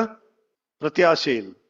ഇംഗ്ലീഷിൽ ഹോപ്പ് എന്ന് തന്നെയാണ്, അല്ലേ? രണ്ടിനും ഹോപ്പ് അല്ലേ? പ്രത്യാശയ്ക്കും ഹോപ്പ് എന്ന് തന്നെയല്ലേ? അതെ. അപ്പൊ ഹോപ്പ്, നമ്മുടെ പ്രത്യാശയിൽ സന്തോഷിക്കുക, അതാണ് പുതിയ നിയമവിശ്വാസിയുടെ സന്തോഷം. അപ്പൊ എന്താണ് പ്രത്യാശ? ഇവിടെ ഇരിക്കുന്ന ഓരോരുത്തരോട് ഞാൻ ചോദിക്കട്ടെ, നിങ്ങൾ എല്ലാവരും ഇവിടെ വിശ്വാസികളെന്നാണല്ലോ പറയുന്നത്. വിശ്വാസികളായ നമ്മളോട് ആരെങ്കിലും ഒരാൾ ചോദിക്കുകയാണ് നിങ്ങളുടെ പ്രത്യാശ എന്താണ്? എന്താ പറയുന്നത് ഉത്തരം? വലിയ തിയറിറ്റിക്കലായിട്ടുള്ള വലിയ ആത്മീയവൽക്കരിച്ച മറുപടി പറയാൻ പറ്റും. എന്താ പറയാ? എന്നാ ആത്മീയവൽക്കരിച്ച മറുപടി തന്നെ ഒന്ന് പറ. ഞാൻ കർത്താവിനെ പോലെ അതൊരു പ്രത്യാശയാണ്, ശരിയാണ്. പക്ഷെ അതൊരു പ്രത്യാശയാണ്. വൺ പിന്നെ നക്ക് വിട്ട് തന്നെ വേറെ ഇനിയും ഉണ്ട് ദൈവത്തിൽ പലതും നമ്മൾ പറയുന്നതാണ്, വാക്യമായിട്ട് പറയുന്നത്. പക്ഷെ ഇത് നമ്മുടെ പ്രത്യാശ ആണോ എന്നുള്ളതാണ് പരിശോധിക്കേണ്ടത്. സിസ്റ്റർ പറഞ്ഞ ശരിയാണ്. ഒന്ന്, കർത്താവിനെ പോലെ ആയിത്തീരും, അതിൻ്റെ ഒരു പ്രത്യാശയാണ്. പിന്നെ കർത്താവ് വീണ്ടും വരും, അതൊരു പ്രത്യാശയാണ്. കർത്താവ് വീണ്ടും വരും, ഒരു പ്രത്യാശയാണ്. പിന്നെ നമുക്ക് ഏറ്റവും പ്രധാനപ്പെട്ട ഒരു പ്രത്യാശയെ കുറിച്ച് റോമാലേഖനത്തിൽ പറഞ്ഞിട്ടുണ്ട്. നീണ്ടൊരു വാക്യം വേദഭാവമുണ്ട്. റോമാലേഖനം 8-ന്റെ പ്രത്യാശ അവിടെ രക്ഷിക്കപ്പെട്ടെന്ന് പറഞ്ഞിട്ട് റോമാലേഖനത്തിൽ അവിടെ പറയുന്നുണ്ട്. ഞാൻ ഇവിടുത്തെ ഈ ഭൂമിയിലെ കഷ്ടതയിൽ ഞരങ്ങിക്കൊണ്ടിരിക്കുന്നു ഒരു പ്രത്യാശയാൽ ഓർത്തിട്ട്. അതാണ് ഏറ്റവും പ്രധാനമായിട്ട് അവിടെ പറയുന്നത്, റോമാലേഖനത്തിൽ പറയുന്നത്. ഞാൻ നിങ്ങളുടെ കഷ്ടതയെല്ലാം കടന്നാലും, റോമാലേഖനം 8:22 മുതൽ വാക്യം. അതാണ് ഒരു ഒന്നാമത്തെ നമ്മുടെ ഒരു പ്രത്യാശ നമ്മുടെ മനസ്സിലേക്ക് വരേണ്ടത് എന്താണ്? പുത്രത്വത്തിന്റെ അവകാശത്തിനായിട്ടുള്ള പ്രത്യാശ. പുത്രത്വത്തിന്റെ അവകാശം എനിക്ക് ലഭിക്കും എന്നുള്ള പ്രത്യാശ. അതാണ് റോമാലേഖനത്തിൽ പറയുന്നത്. അത് വലിയ എംഫസിസ് കൊടുത്താണ്, വലിയ ഊന്നൽ കൊടുത്താണ് അപ്പോസ്തലൻ പൗലോസ് പറയുന്നത്. ഈ പ്രത്യാശയാണ് നമ്മളെ രക്ഷിച്ചിരിക്കുന്നത്. കാണാത്ത ഈ കാര്യത്തിലാണ് നമ്മുടെ പ്രത്യാശ. അതിനായിട്ട് നമ്മൾ ക്ഷമയോടെ കാത്തിരിക്കുന്നു എന്നൊക്കെ 22 മുതൽ 25 വരെയുള്ള വാക്യത്തിൽ, ഞാനത് വായിക്കുന്നില്ല, അതിൽ പറഞ്ഞിരിക്കുന്ന കാര്യമാണ്. അത് അവിടെ നമുക്കൊരു പ്രത്യാശ കാണാം, പ്രധാനപ്പെട്ട ഒരു പ്രത്യാശ. എന്താണ് കർത്താവിന്റെ നമ്മുടെ ഉള്ളിൽ ഞരങ്ങിക്കൊണ്ടിരിക്കുന്നത് എന്താ? ഈ ലോക ജീവിതത്തിൽ പലവിധ സാഹചര്യത്തിലും കഷ്ടതയിലും ഒക്കെ കടന്നു പോകുമ്പോൾ നമ്മളുടെ ഉള്ളിൽ ആ ഒരു പ്രത്യാശ ഉണ്ട്. എന്താണ്? വരുവാനിരിക്കുന്ന ആ ഒരു അവകാശം, പുത്രത്വത്തിന്റെ അവകാശത്തിന് വേണ്ടി ഞാൻ പ്രത്യാശിച്ചിരിക്കുന്നു. പിന്നീട് നമ്മളിപ്പോ പറഞ്ഞ കാര്യങ്ങളെല്ലാം അതിനകത്ത് വരുന്നുണ്ട്. 1 യോഹന്നാൻ 3:2-3 വാക്യത്തിൽ പറയുന്നു, ഞാൻ അവനെ പോലെ ആയിത്തീരുമെന്നുള്ള പ്രത്യാശ. ആ പ്രത്യാശ ഉള്ളവരെ എന്തുകൊണ്ട് എന്ത് ചെയ്യുന്നു? നമ്മളെ തന്നെ നിർമ്മലീകരിക്കുന്നു. പിന്നെ കർത്താവ് വീണ്ടും വരുന്നു എന്നുള്ളത് ഒരു പ്രത്യാശയാണ്. നമുക്ക് ആ വാക്യങ്ങളൊന്ന് വായിക്കാം. ഇത് വെറുതെ ഇങ്ങനെ എൻ്റെ ഒരു ബുദ്ധിയിൽ നിന്നോ അല്ലെങ്കിൽ വേറെ ആരെങ്കിലും തലയിൽ നിന്ന് ഇങ്ങനെ ചുമ്മാ ഒരു ആശയമായിട്ട് ആരും വിചാരിക്കരുത്. ഇത് ദൈവവചനമാണ്. തീത്തോസിന്റെ ലേഖനത്തിൽ ഒരു വാക്യം നമുക്ക് വായിക്കാം. തീത്തോസിന്റെ ലേഖനം 2-ാം വാക്യം. നിത്യജീവന്റെ പ്രത്യാശ, യുഗങ്ങൾക്ക് മുമ്പ് തന്നെ വാഗ്ദാനം ചെയ്തിരുന്ന നിത്യജീവന്റെ പ്രത്യാശ. നിത്യജീവൻ ഒരു പ്രത്യാശയാണ് അവിടെ നമ്മൾ കാണുന്നു. നിത്യജീവൻ വിശ്വാസിയുടെ ഒരു പ്രത്യാശയാണ്. അതിന്റെ 2:12 കർത്താവ് വീണ്ടും വരുമെന്നുള്ളൊരു പ്രത്യാശ. മഹാദൈവം നമ്മുടെ രക്ഷിതാവുമായ യേശു ക്രിസ്തുവിന്റെ മഹത്വ പ്രത്യക്ഷത എന്ന പ്രത്യാശ. കർത്താവ് പ്രത്യക്ഷപ്പെടുമെന്നുള്ളൊരു പ്രത്യാശ നമുക്കുണ്ട്. നിത്യജീവൻ, അതായത് ഇപ്പൊ നമ്മൾ വായിച്ചു നിത്യജീവൻ. പിന്നെ പത്രോസ് അപ്പോസ്തലൻ ഒരു കാര്യം പറയുന്നു, നമുക്ക് ലഭിക്കാൻ പോകുന്ന കൃപയിലുള്ള പ്രത്യാശ. 1 പത്രോസ് 1:13 വാക്യത്തില് അവിടെ ഇങ്ങനെ വായിക്കുന്നു, യേശുക്രിസ്തുവിന്റെ പ്രത്യക്ഷതയെങ്കിൽ നിങ്ങൾക്ക് ലഭിക്കുവാനുള്ള കൃപയിൽ പൂർണ്ണ പ്രത്യാശ വെച്ചുകൊള്ളുകയും. പ്രിയമുള്ളവരെ, ഇപ്പൊ കുറെ വാക്യങ്ങൾ വായിച്ചു പ്രത്യാശയെ കുറിച്ച്. പക്ഷേ ഇപ്പൊ നമ്മൾ ഈ വാക്യങ്ങൾ വായിക്കുന്നതിനകത്തല്ല കാര്യം, ഈ വാക്യങ്ങൾ അറിയാവുന്നുള്ളതും അല്ല കാര്യം, ഈ വാക്യങ്ങൾ കാണാതെ പഠിച്ചത് കൊണ്ടും കാര്യമില്ല. ഈ പ്രത്യാശ ഇത് എന്നെ ഭരിക്കുന്നുണ്ടോ? നമ്മളെ ഓരോരുത്തരെയും ഭരിക്കുന്നുണ്ടോ? അതാണ് പരിശോധിക്കേണ്ടത്. അങ്ങനെ ഭരിക്കുന്നുണ്ടെങ്കിൽ നമുക്ക് എന്തുണ്ടെന്നാ പറഞ്ഞത്? റോമാലേഖനം 12:12. ഈ പ്രത്യാശ നമ്മളെ ഭരിക്കുന്നുണ്ടെങ്കിലാണ് എന്തുള്ളത്? സന്തോഷമുള്ളത്. ആ സന്തോഷമാണ് പുതിയ നിയമവിശ്വാസിയുടെ സന്തോഷം. പുതിയ നിയമവിശ്വാസിയുടെ സന്തോഷം ഈ ചില പ്രത്യാശയിലാണ് അവന്റെ സന്തോഷം ഇരിക്കുന്നത്. ഇത് വചനത്തിന്റെ അടിസ്ഥാനത്തിൽ നമ്മൾ മനസ്സിലാക്കണം. ഇത് നമ്മുടെ ജീവിതത്തിന്റെ അനുഭവമായി മാറണം. ഇത് അനുഭവമായി മാറുമ്പോൾ നമുക്ക് എപ്പോഴും സന്തോഷിക്കാൻ പറ്റും, ഏത് സാഹചര്യത്തിലും സന്തോഷിക്കാൻ പറ്റും. അതുപോലെ വേറൊരു കാര്യം കൊണ്ടുണ്ട്. ക്രിസ്ത്യാനിയെ സംബന്ധിച്ചോളം കഷ്ടതയിൽ സന്തോഷിക്കുന്നു എന്നുള്ളൊരു കാര്യം നമ്മൾ അറിയുന്നു. കഷ്ടത അവന്റെ ജീവിതത്തിലുണ്ട്, പക്ഷെ കഷ്ടത അവനെ ദുഃഖിപ്പിക്കുന്നില്ല. മറ്റല്ലോ പഴയ നിയമവിശ്വാസിയെ സംബന്ധിച്ചോളം അവന് എല്ലാം നന്നായിട്ട് നടക്കുമ്പോഴാണ് സന്തോഷം. പക്ഷെ പുതിയ നിയമവിശ്വാസികളെ നമ്മളെ സംബന്ധിച്ചോളം കഷ്ടതയിലും സന്തോഷിക്കുന്നു. എന്തുകൊണ്ട്? അതിനൊരു വാക്യം നമുക്ക് അറിയാം. പത്രോസിന്റെ ലേഖനം 1 പത്രോസ് 4-ാം അധ്യായം അതിന്റെ 13-ാം വാക്യം. നിങ്ങൾ ക്രിസ്തുവിന്റെ കഷ്ടാനുഭവങ്ങളിൽ പങ്കാളിയാവുന്നതിൽ സന്തോഷിപ്പീൻ, അങ്ങനെ നിങ്ങൾ അവിടുത്തെ മഹത്വം വെളിപ്പെടുമ്പോൾ അത്യധികം മാനം നിൽക്കുവാൻ ഇടയാകും. അപ്പോൾ നമുക്കുണ്ടാകുന്ന കഷ്ടത വരുമ്പോൾ നമ്മൾ അറിയേണ്ടത് എന്താണ്? അത് അപ്പോൾ നമുക്ക് കർത്താവിന്റെ കഷ്ടങ്ങളുടെ പങ്കാളികളാകുന്നു എന്നുള്ളത് ഓർത്ത് നമുക്ക് സന്തോഷിക്കാൻ പറ്റും. എന്ന് മാത്രമല്ല, അങ്ങനെ കടന്നു പോകുമ്പോൾ ലഭിക്കുന്ന അനുഭവം നമ്മൾക്ക് കർത്താവിന്റെ പ്രത്യക്ഷതയെങ്കിൽ അവിടുന്ന് വെളിപ്പെടുമ്പോൾ നമുക്ക് കൂടുതൽ മഹത്വം കിട്ടുവാൻ ഇടയാകും എന്നാണ് ആ വാക്യം പറയുന്നത്. അതുകൊണ്ട് നമുക്ക് കൂടുതൽ ആനന്ദിക്കാൻ പറ്റും. പ്രിയമുള്ളവരെ, ഈ വാക്യങ്ങൾ മലയാളത്തിൽ പഴയ ട്രാൻസ്ലേഷൻ പല ഭാഷയിലൊക്കെ വായിക്കുമ്പോൾ നമുക്ക് മനസ്സിലാകത്തില്ല. അതുകൊണ്ട് ആവർത്തിച്ച് വായിക്കണം. അപ്പോൾ നമുക്ക് ഈ അർത്ഥം മനസ്സിലാവുകയുള്ളൂ. അതാണ് അതിനകത്ത് അർത്ഥം. അതിന്റെ അർത്ഥം ഇങ്ങനെയാണ്. അതിനകത്ത് നിങ്ങൾ ക്രിസ്തുവിന്റെ കഷ്ടാനുഭവങ്ങളിൽ പങ്കാളികളാവുന്നതിൽ സന്തോഷിപ്പീൻ, അങ്ങനെ നിങ്ങൾ അവിടുത്തെ മഹത്വം വെളിപ്പെടുമ്പോൾ അധികം സന്തോഷിക്കാൻ ഇടയാകും എന്ന് പറയുമ്പോൾ അതിന്റെ അർത്ഥം നമ്മൾ കഷ്ടതയിലൂടെ കടന്നു പോകുമ്പോൾ ക്രിസ്തുവിന്റെ കഷ്ടങ്ങൾക്ക് പങ്കാളിയാവുന്നു എന്നുള്ളതിൽ ഒരു സന്തോഷമുണ്ട്.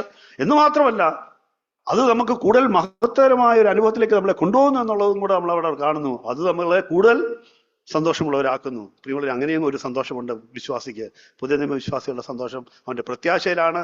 അവന്റെ അനുഭവങ്ങൾ കഷ്ടതയിലൂടെ ആണെങ്കിലും അവന് സന്തോഷമുണ്ട്. കാര്യം അവൻ ക്രിസ്തുവിന്റെ കഷ്ടാനുഭവങ്ങളുടെ പങ്കാളിയാവുന്നു എന്നുള്ളത് ഓർക്കുമ്പോൾ സന്തോഷമുണ്ട്. അതുകൊണ്ട് എപ്പോഴും സന്തോഷിപ്പീൻ എന്നുള്ള കൽപ്പന നമുക്ക് ഭാരമുള്ളതല്ല. ഒരു പുതിയ വിശ്വാസിയെ സംബന്ധിച്ചിടത്തോളം എപ്പോഴും സന്തോഷിക്കുക എന്നുള്ളത് അവന്റെ അനുഭവമാണ്, അവന്റെ ജീവിതത്തിന്റെ അനുഭവമായി മാറണം. നമുക്ക് അടുത്ത കാര്യം മൂന്നാമതായിട്ട് പറഞ്ഞിരിക്കുന്നത് എപ്പോഴും പ്രാർത്ഥിപ്പീൻ, എല്ലായ്പ്പോഴും പ്രാർത്ഥിപ്പീൻ. എന്താണ് എല്ലായ്പ്പോഴും പ്രാർത്ഥിപ്പീൻ എന്ന് പറഞ്ഞാൽ അതിന്റെ അർത്ഥം? നമുക്കെല്ലാം ഒരു പ്രാർത്ഥനാ ജീവിതമുള്ളവരല്ലേ ആണ്. എന്താണ് പ്രാർത്ഥന എന്ന് പറഞ്ഞാൽ? എപ്പോഴും മുട്ടുമേൽ നിന്ന് കണ്ണുപടച്ചിരിക്കുന്നതാണോ പ്രാർത്ഥന? എപ്പോഴും അങ്ങനെ എല്ലായ്പ്പോഴും പ്രാർത്ഥിപ്പീൻ എന്ന് പറഞ്ഞാൽ അതിന്റെ അർത്ഥം എന്താണ്? നാം മനസ്സിലാക്കണം എന്താണ് അതിന്റെ അർത്ഥം. എല്ലായ്പ്പോഴും പ്രാർത്ഥിപ്പീൻ എന്ന് പറഞ്ഞാൽ, എല്ലായ്പ്പോഴും പ്രാർത്ഥിപ്പീൻ എന്ന് പറഞ്ഞാൽ ദൈവവുമായിട്ടുള്ള നിരന്തര, അല്ലെങ്കിൽ ഇങ്ങനെ പറയാം, എന്താണ്, എല്ലാ കാര്യത്തിലും എല്ലാ സമയത്തും ദൈവത്തിലുള്ള സമ്പൂർണമായ ആശ്രയമാണ് പ്രാർത്ഥന. എല്ലാ കാര്യത്തിലും ദൈവത്തോട് ആലോചന ചോദിക്കുന്നതാണ് പ്രാർത്ഥന. എല്ലാ സമയത്തും ഏത് കാര്യത്തിലും ദൈവത്തിന്റെ പ്രമാണമനുസരിച്ച് അല്ലെങ്കിൽ ദൈവീയ ആലോചനയ്ക്കനുസരിച്ച് നടക്കുന്നതാണ് പ്രാർത്ഥന. അല്ലെങ്കിൽ ദൈവമായിട്ടുള്ള നിരന്തര ബന്ധമാണ് പ്രാർത്ഥന. ദൈവം ആഗ്രഹിക്കുന്ന ഒരു കാര്യമാണ് എപ്പോഴും എന്നോട് ആലോചന ചോദിച്ച് നിങ്ങൾ ചെയ്യണം, എന്നോട് ആലോചന ചോദിച്ച് നിങ്ങൾ നടക്കണം എന്നുള്ളത് ദൈവത്തിന്റെ ആഗ്രഹമാണ്. അങ്ങനെ അല്ലെങ്കിൽ അതിനെ ദൈവം എങ്ങനെ കാണുന്നറിയാമോ? നമ്മൾ ദൈവത്തോട് ആലോചന ചോദിക്കുന്നില്ലെങ്കിൽ,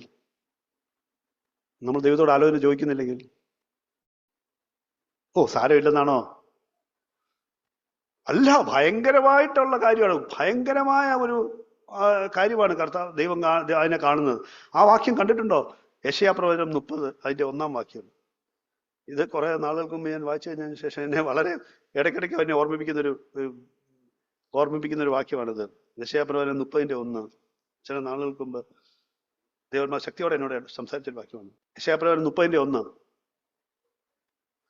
പാപത്തിന്റെ മേൽ പാപം വരുത്തി വെക്കുവാൻ എന്നോടല്ലാതെ ആലോചന ചോദിക്കുകയും എന്റെ ആത്മാവിനെ കൂടാതെ സഖ്യം ചെയ്യുകയും ചെയ്യുന്ന മത്സരിയാളായ മക്കൾക്ക് ഹാ കഷ്ടം.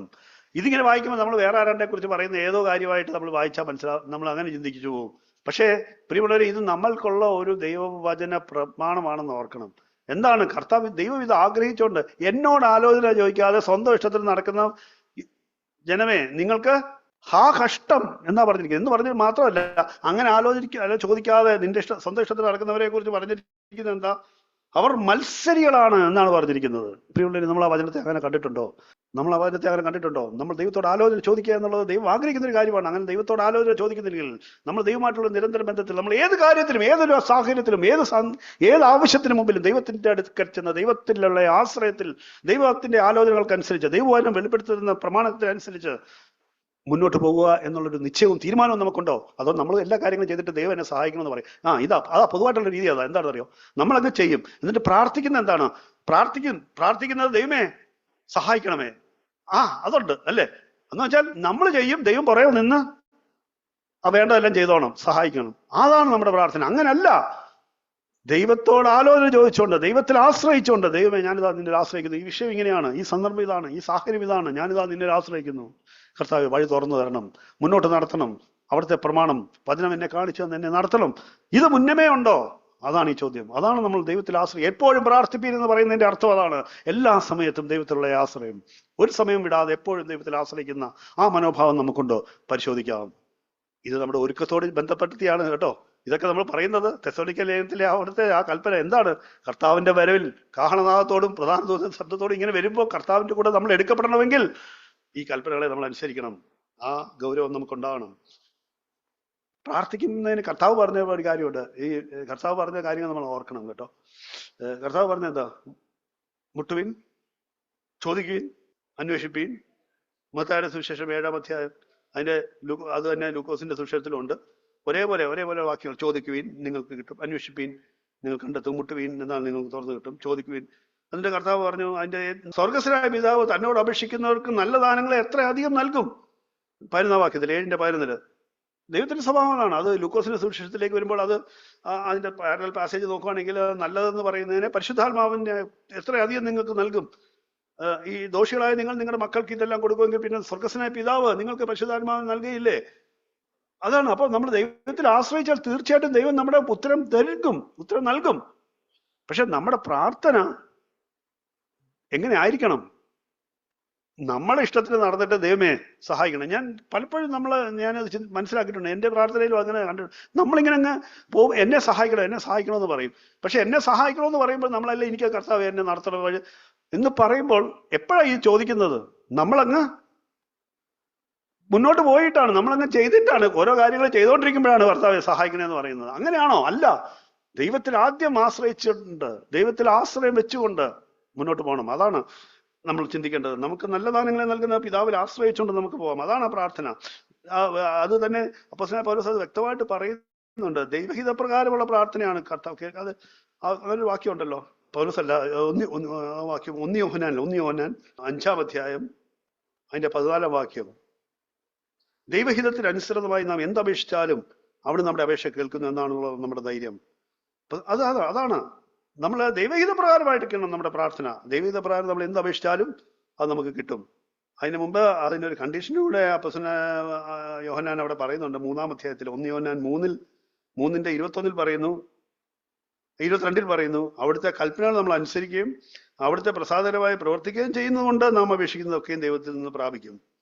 നമ്മൾ അവിടുത്തെ കൽപ്പനകളെ അനുസരിക്കുകയും അവിടുത്തെ പ്രസാദകരമായത് പ്രവർത്തിക്കുകയും ചെയ്യുമ്പോഴാണ് നാം അപേക്ഷിക്കുന്നതൊക്കെ ദൈവത്തിൽ നിന്ന് ലഭിക്കുന്നത്. പ്രിയമുള്ളവരെ, ഇതാണ് പ്രാർത്ഥന.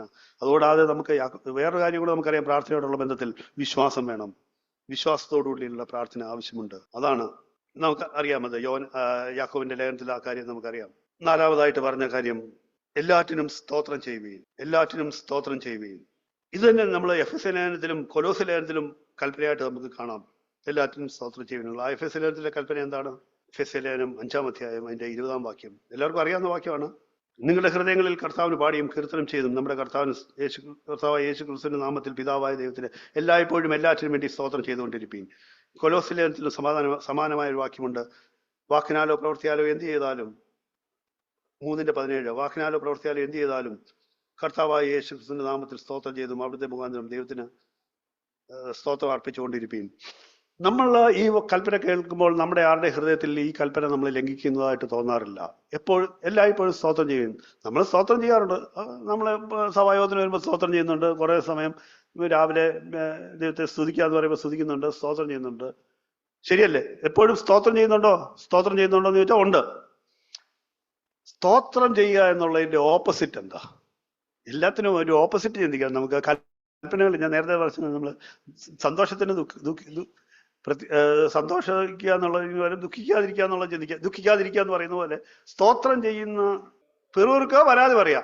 അങ്ങനെയാണ് ഈ 2 കൽപ്പനകൾ, എഫെസ്യ ലേഖനത്തിലെ കൽപ്പനയും കൊലോസ്യ ലേഖനത്തിലെ കൽപ്പനയും. സ്തോത്രം ചെയ്യുക എന്ന് പറയുന്നതിന് പകരം പിറുപിറുപ്പ് എന്നുള്ള വാക്ക് ഉപയോഗിച്ച് ഈ ഭാഷാ അധ്യാപനം വല്ലവരും ഇവിടെ ഉണ്ടോ? ഭാഷയിൽ എങ്ങനെയൊക്കെ ചില രീതികളുണ്ടല്ലോ, പരീക്ഷകളുണ്ടല്ലോ. ഇങ്ങനെ ഈ വാക്ക് തന്നെ ഉപയോഗിച്ച് അർത്ഥം മാറാതെ അതൊന്ന് പറയുക, അങ്ങനെ ഒന്ന് പറഞ്ഞു പോയി. ഈ കൽപ്പനകൾ 2 സ്തോത്രം ചെയ്യുക എന്നുള്ളതിന് പകരം അതിന്റെ ഓപ്പോസിറ്റ് ആയിട്ടുള്ളത് പിറുപിറുപ്പ്, പരാതി. പിറുപിറുപ്പ് പരാതി ഇട്ടാൽ അത് നെഗറ്റീവായിട്ട് പറഞ്ഞാൽ മതി. ആ സെന്റൻസിനെ ഒന്ന് നെഗറ്റീവ് ആക്കിയാൽ മതി. പിറുപിറുപ്പും പരാതിയും ആക്കിക്കൊണ്ട് ആ കൽപ്പനയുടെ അർത്ഥം മാറാതെ ഒന്ന് ചിന്തിച്ചു നോക്കിയേ. അത് തന്നെ. പിന്നെ 2-ാമത്തെ കാര്യം, കൊലോസ്യ ലേഖനത്തിലെ വാക്കിനാലോ പ്രവർത്തിയാലോ എന്ത് ചെയ്താലും പിറുപിറുപ്പും പരാതിയും കൂടാതെ ചെയ്യുവീൻ. ഇനി ആ കൽപ്പന അനുസരിക്കുന്നുണ്ടോ എന്ന് പരിശോധിക്കുക. ഇനി ആ കൽപ്പന പരിശോധിക്കുന്നുണ്ടോ എന്നുള്ളത് പരിശോധിക്കുമ്പോൾ നമുക്ക് കുറച്ചുകൂടെ ക്ലാരിറ്റി ഉണ്ടാവും.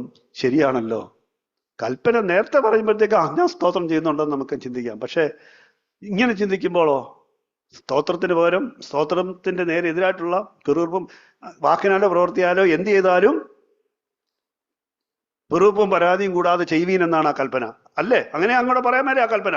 ഞാനിപ്പം വചനത്തെ കൂട്ടിക്കളയൊന്നുമല്ല, വചനത്തെ തിരുത്തുമൊന്നുമല്ല. പക്ഷെ അങ്ങനെയും ചിന്തിക്കുക. അതല്ലേ അർത്ഥം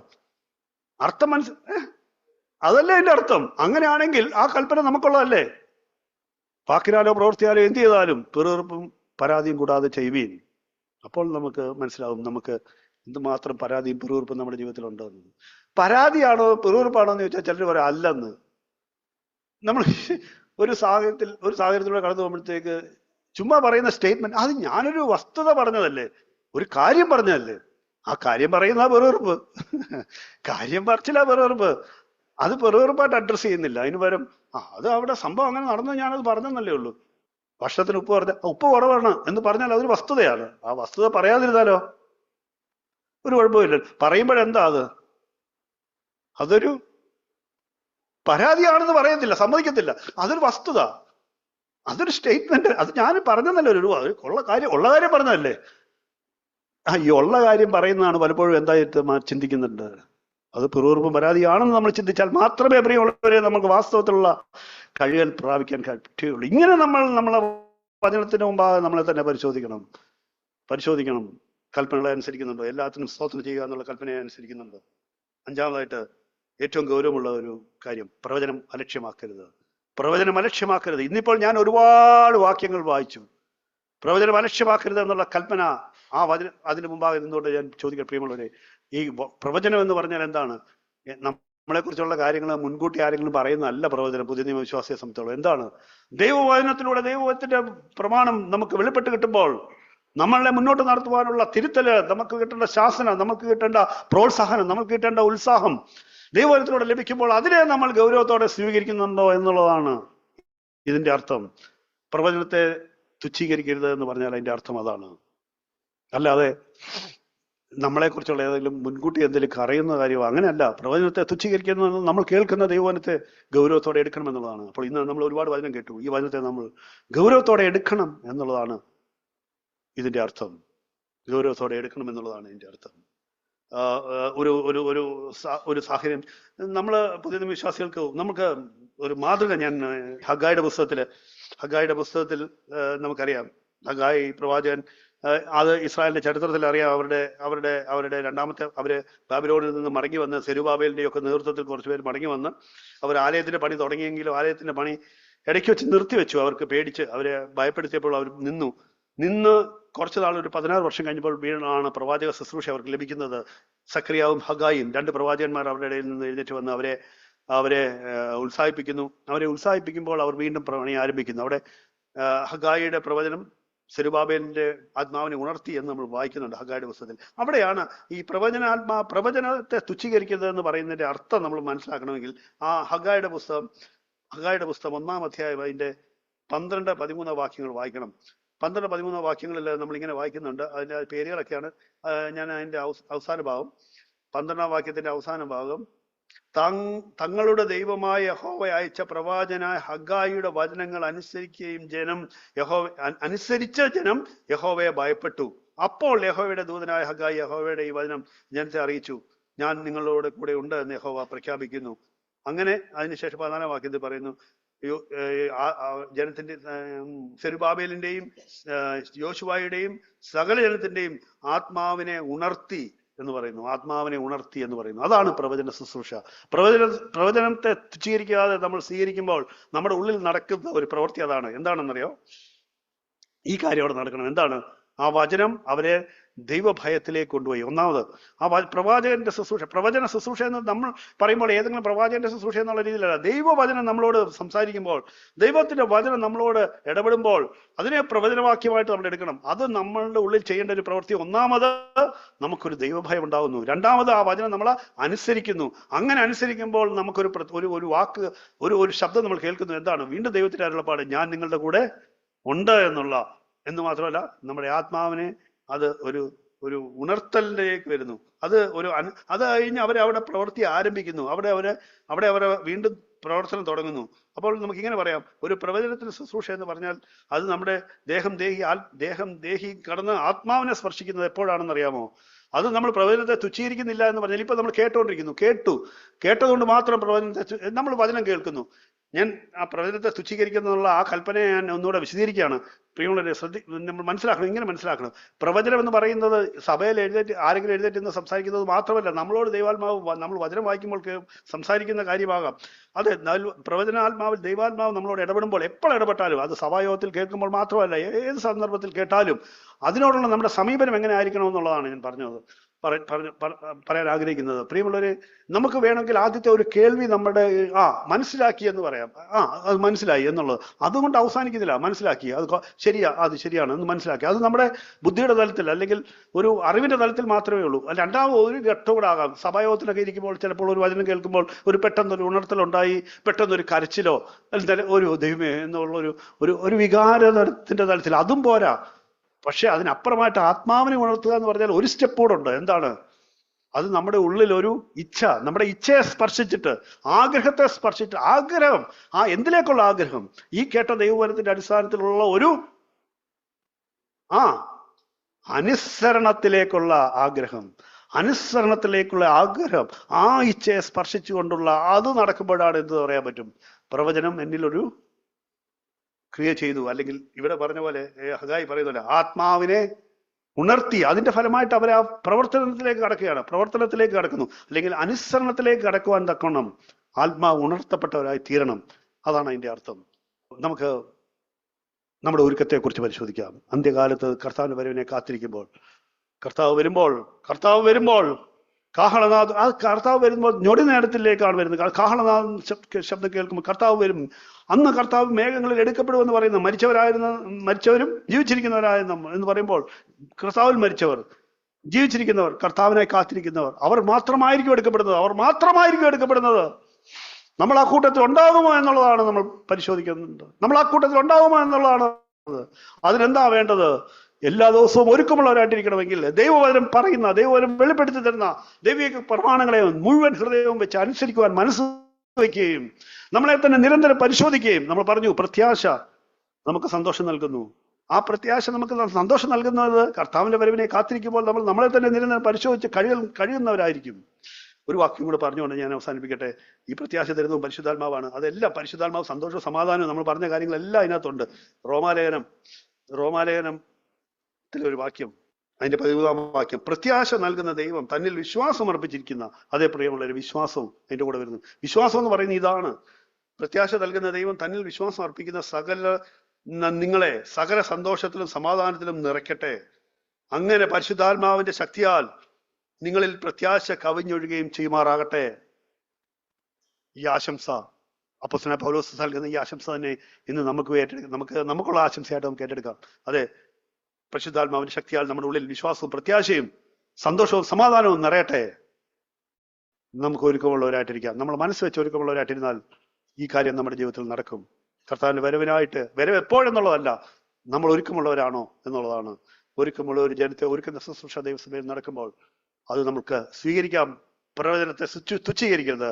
കേൾക്കുന്ന വചനത്തെ ഗൗരവമായിട്ട് എടുക്കുക. അത് കേവലം അറിവിന്റെ തലത്തിൽ നിന്ന് അല്ലെങ്കിൽ ഒരു വികാരത്തിന്റെ തലത്തിൽ നിന്ന് അതിനും അപ്പുറമായിട്ട് നമ്മുടെ ഈച്ചയെ സ്പർശിക്കുന്ന അനുസരണത്തിലേക്ക് നടത്തുന്ന ആ ഒരു അനുഭവമാക്കി മാറ്റാം. ദൈവം നമ്മളെ സഹായിക്കും. ആമേൻ.